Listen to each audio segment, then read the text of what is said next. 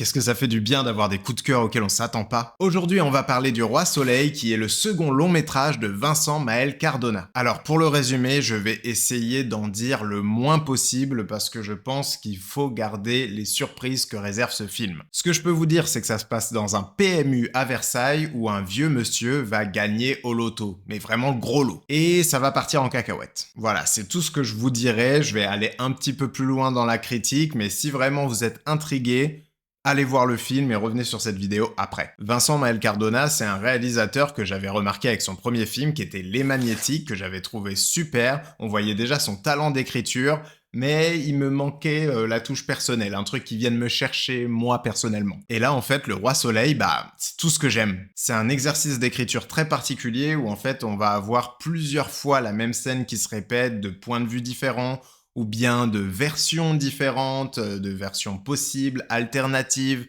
C'est très particulier, mais très bien ficelé et très bien foutu. Et surtout, ça fait que le film est ludique. On ne sait pas jusqu'où il va aller, jusqu'où il va nous emmener, parce qu'il nous réserve des surprises, franchement, toutes les 10-15 minutes. Et j'adore ce genre de film qui commence par une situation déjà critique et où les personnages ne vont pas arrêter de s'enfoncer et s'enfoncer encore. Ce qui fait que le film est très noir, mais étrangement aussi très drôle. Les situations sont tellement ahurissantes et les personnages ne captent pas à quel point ils se mettent dans des situations tellement folles que ça en devient, vraiment marrant. Et même avec cette prouesse d'écriture, la mise en scène n'est pas en reste, hein. On est dans un huis clos, du coup, dans ce PMU où la caméra se balade tout le temps, on a des espèces de petits plans séquences qui nous montrent les personnages, les lieux. Parfois, on découvre des lieux où on les avait pas vus de cet œil-là, donc ça révèle une surprise.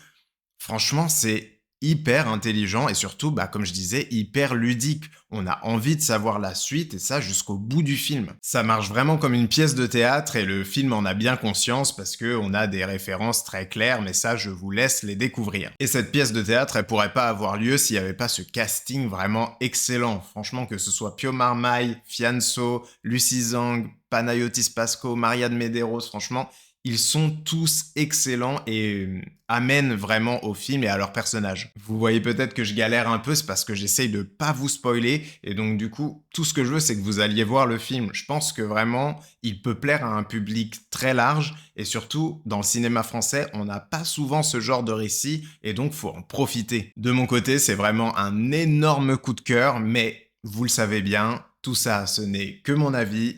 Faites-vous le vôtre. À bientôt.